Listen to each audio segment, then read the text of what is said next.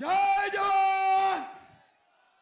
તમારી એવી ચીસો પડવી જોઈએ કે એસી ચેમ્બર કમલમ જે આપણા રૂપિયાથી બનેલું છે ને એના કાચ ફાટીને અંદર જ આવી જોઈએ સાહેબ।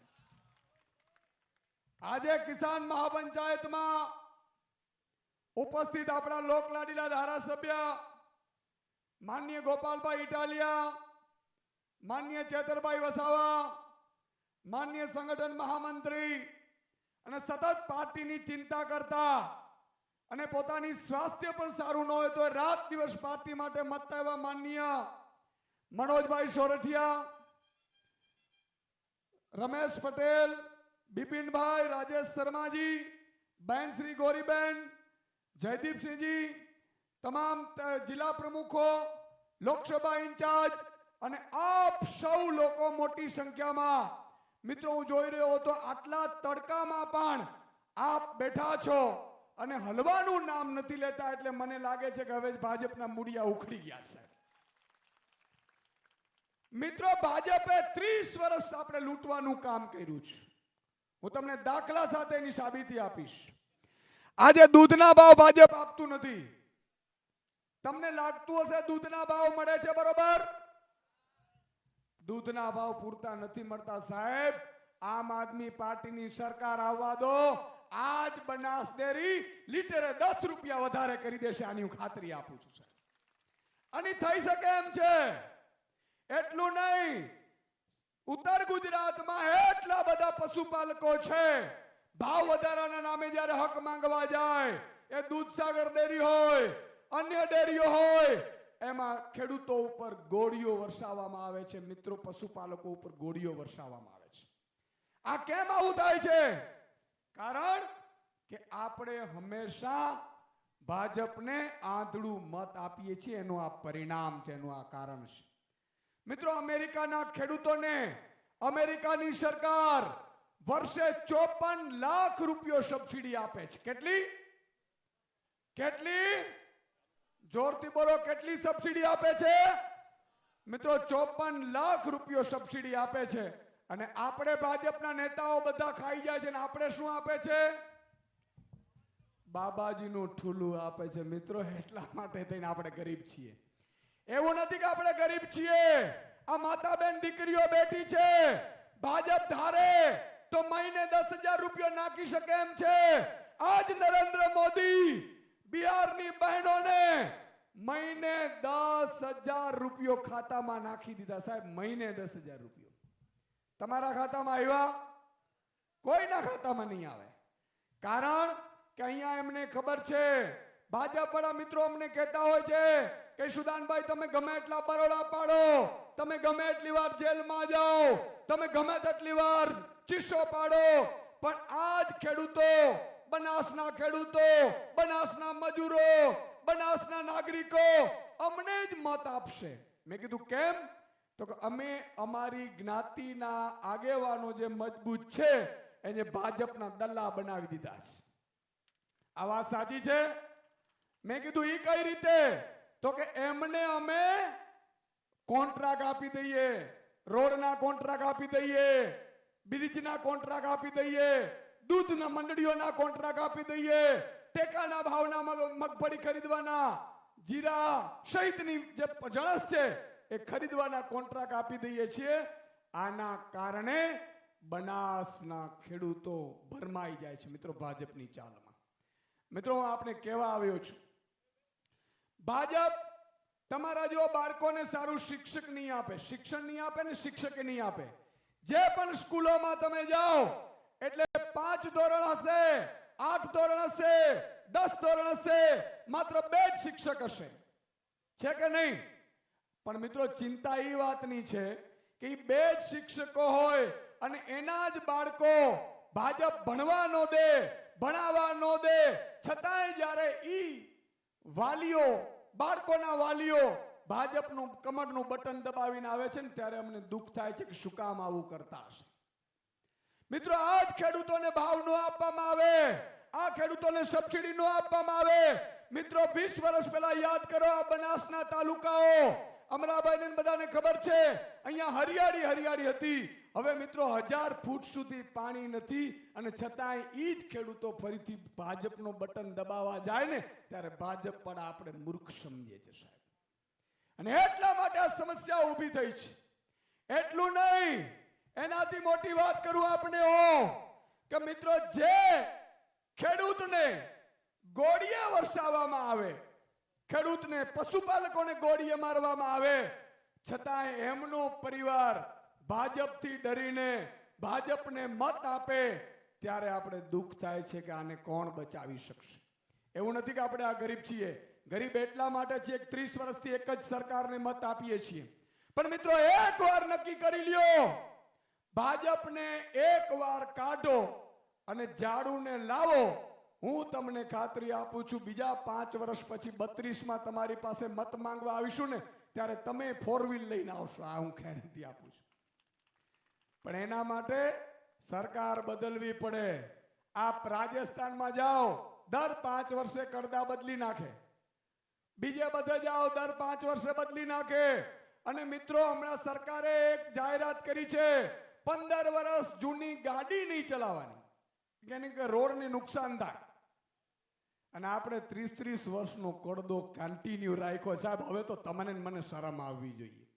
એટલે આ સ્થિતિ એવી ઊભી થઈ છે મિત્રો કે આપણે જાગવાની જરૂર છે, આપણે સમજવાની જરૂર છે. આજે ઘણા લોકો અહીંયા આવતા હતા, મને કે સુદાનભાઈ આ મુદ્દો લેજો, અમારો બનાસનો આ મુદ્દો લેજો, અમારા પશુપાલકોનો મુદ્દો લેજો, હમણાં ભ્રષ્ટાચારનો મુદ્દો લેજો. પણ મેં કીધું મુદ્દા કેટલા લેવા? મુદ્દા નથી મુદ્દા મિત્રો, સમસ્યા જડમાં છે, જડમાંથી ઉકેડી નાખવી પડશે. જ્યાં સુધી ભાજપનો પટ્ટો પહેરીને જે મંત્રીને મુખ્યમંત્રીઓ બેઠા હશે ને ત્યાં સુધી સમસ્યાઓ રહે છે. કારણ કે પનોતીઓ છે, રાવણોની આત્મા ઘૂસી ગઈ છે ભાજપના નેતાઓમાં. તમે જો ભાજપનો નેતા આમ બેઠા હશે ને એટલે એક બુટલેગર હશે, એક બળાત્કારી હશે, એક ભ્રષ્ટાચારી હશે, એક બેંક ખાઈ ગયો હશે, એક ડેરી ખાઈ ગયો હશે. આ વાત સાચી છે કે નથી ભાઈ? અને અહીંયા જુઓ તમે સાહેબ, તમારા મારા માટે જેલમાં જઈ આવે, લાઠીઓ ખાય, ગોળીઓ ખાય એવી પ્રજા તમને આપી છે. હવે તો તમે જાગો સાહેબ, આવા નેતા મળે નહીં.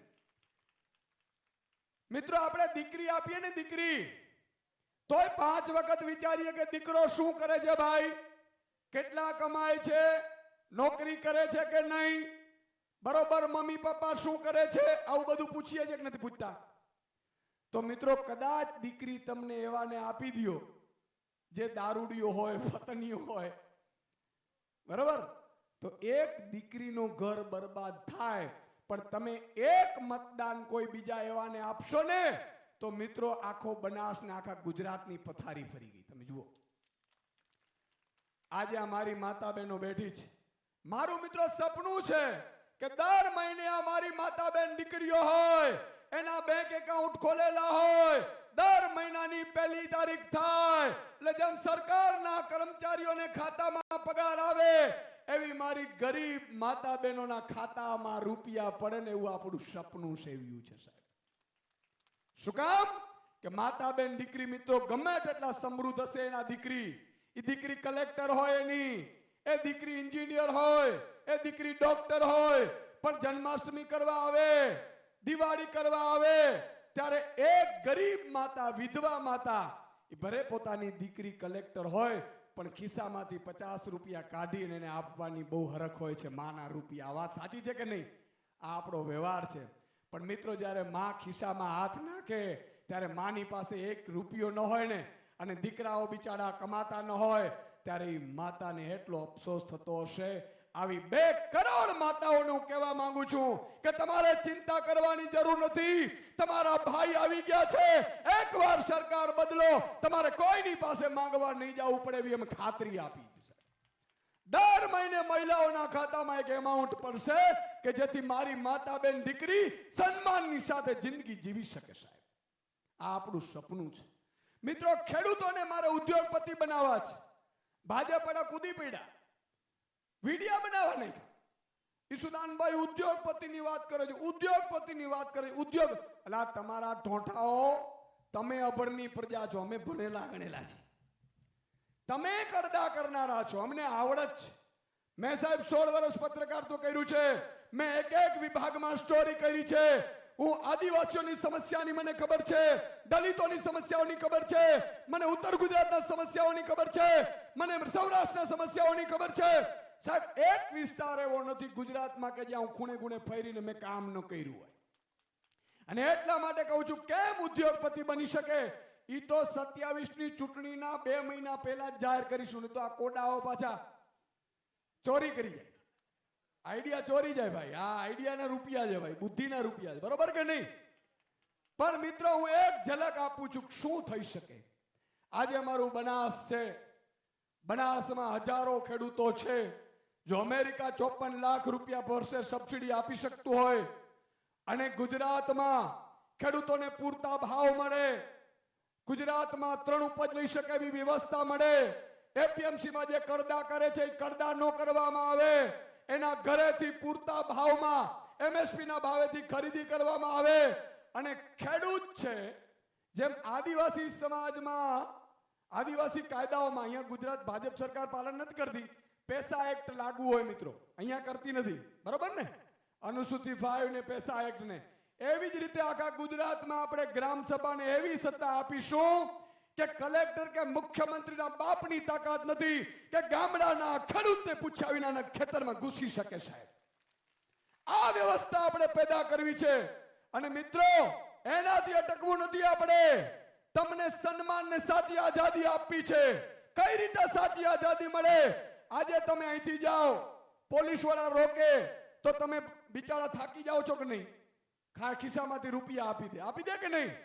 મિત્રો આપણી સરકાર આવશે, હું ખાતરી આપું છું. વિડીયો બનાવીને રાખી લેજો. અને કમળગટ્ટાઓને કહું છું વિડીયો તમે જરૂર રાખજો.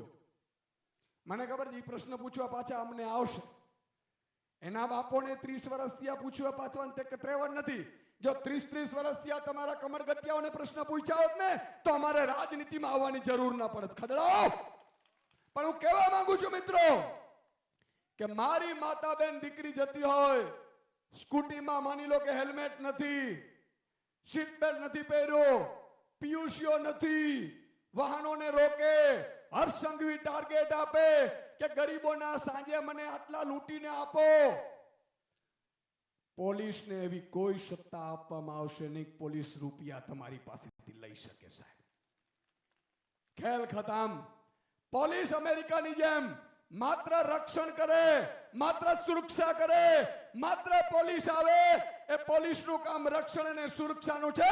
પોલીસનું કામ લૂંટવાનું કે દલાલી કરવાનું નથી. આ વ્યવસ્થા આપણે ઊભી કરીશું. સાહેબ એટલું નહીં, માતા બેન દીકરી બેઠા હોય, ઘરમાં એકલા હોય, પતિ ન હોય, માં ને દીકરી બે જ હોય, અને 18-20 વર્ષની દીકરી ટ્યુશન જતી હોય, ભણવા જતી હોય, અને કોલેજે જતી હોય કે નોકરી કરવા જતી હોય, ત્યારે મિત્રો માતાને હંમેશા ચિંતા થાય કે કોક રખડ્યો ભાજપીઓ એને શિકાર નો બનાવી દે. આવી ચિંતા થાય કે ન થાય?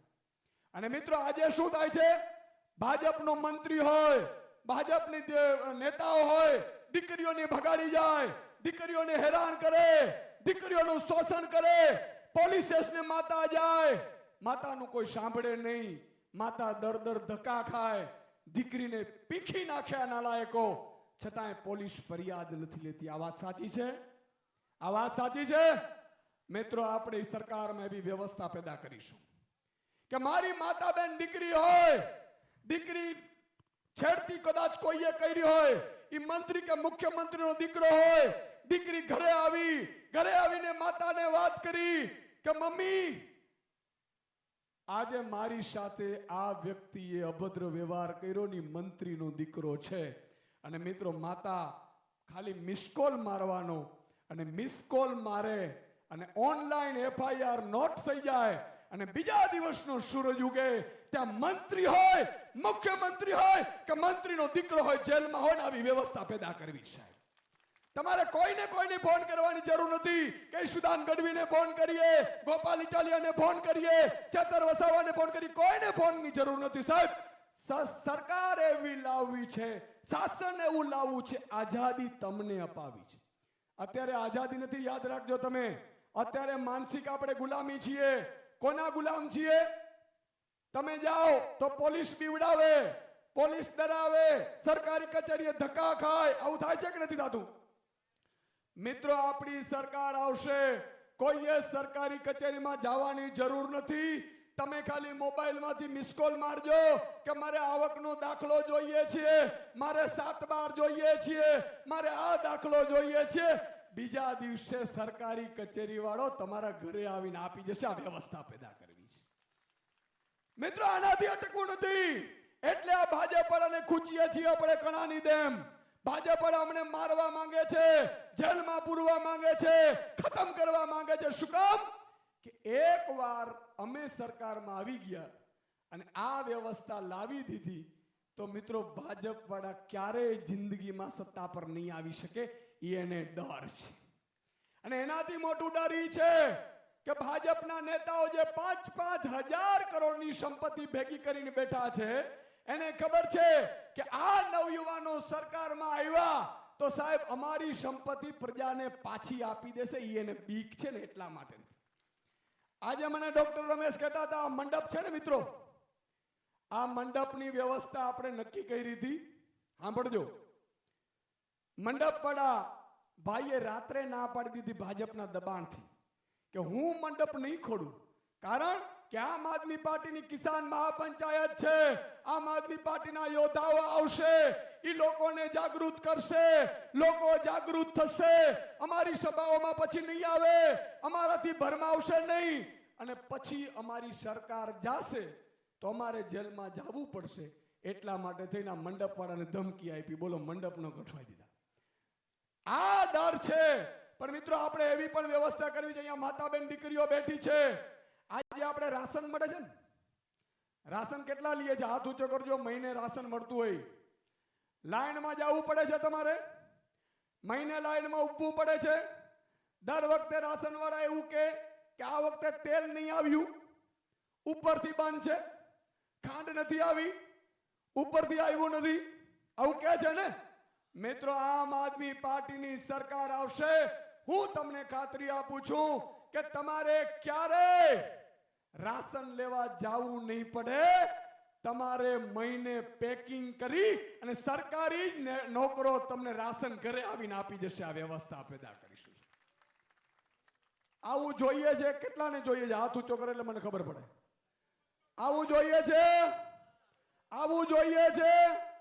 તો તમારે આવા ટનાટન શોધવા પડે ભાઈ, હીરા હો ભાઈ. સાચું કે નહીં?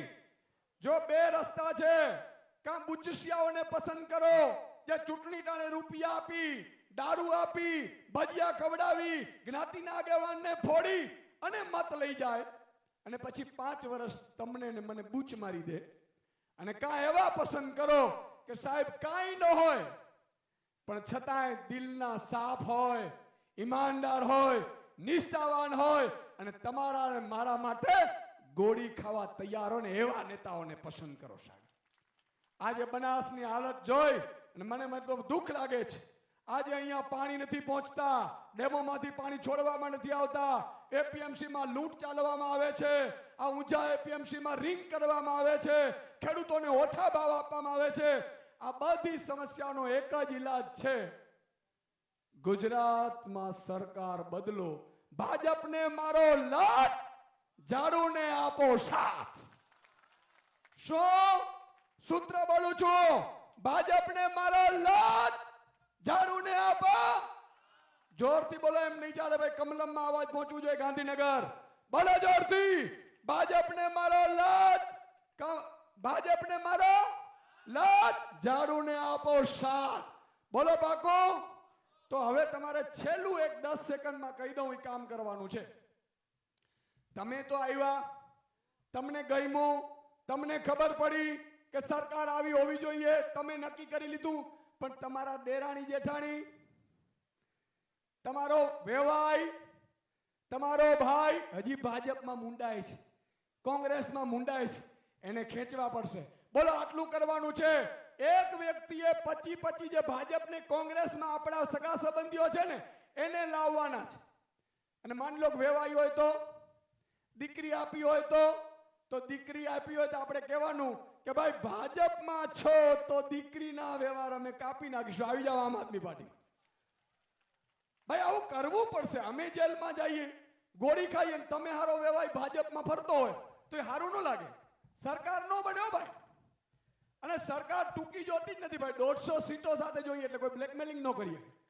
નહીં તો એમ થાય કે ભાઈ તમે આ રાશન ઘર ઘર આપશો ઈશુદાનભાઈ તો અમે 20 ધારાસભ્યો નહીં આવી, એવું થાય.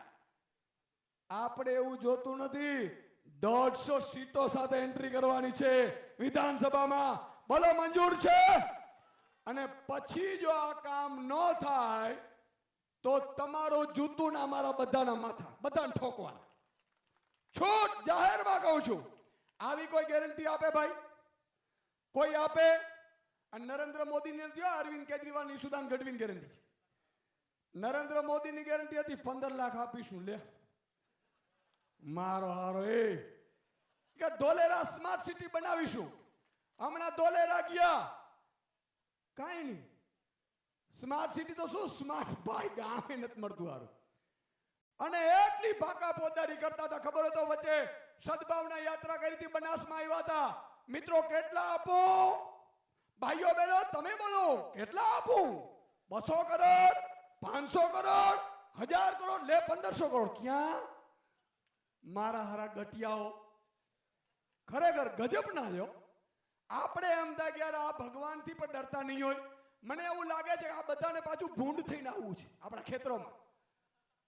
કર્મના સિદ્ધાંતમાં માનજો. ભાજપ વાળાને કહું છું, ખેડૂતોને, પશુપાલકોને, ગરીબોને, મજૂરોને, શ્રમિકોને લૂંટશો નહીં. એની જો બદદુઆ લાગશે ને તો તમારી પેઢીઓ બગડી જશે. નાલાયકો હવે સુધરો, આ કહેવાની આપણે જરૂર છે. અને એ નહીં સુધરે તો આપણે સુધારવાની જરૂર છે. છેલ્લે નારા સાથે હાથ ઊંચો કરીને કહેજો. અને 20-20 મત નખાવાની તમે ગેરંટી આપી છે સગા સંબંધીઓને. હાથ ઊંચો કરીને બોલો ભારત માતા કી.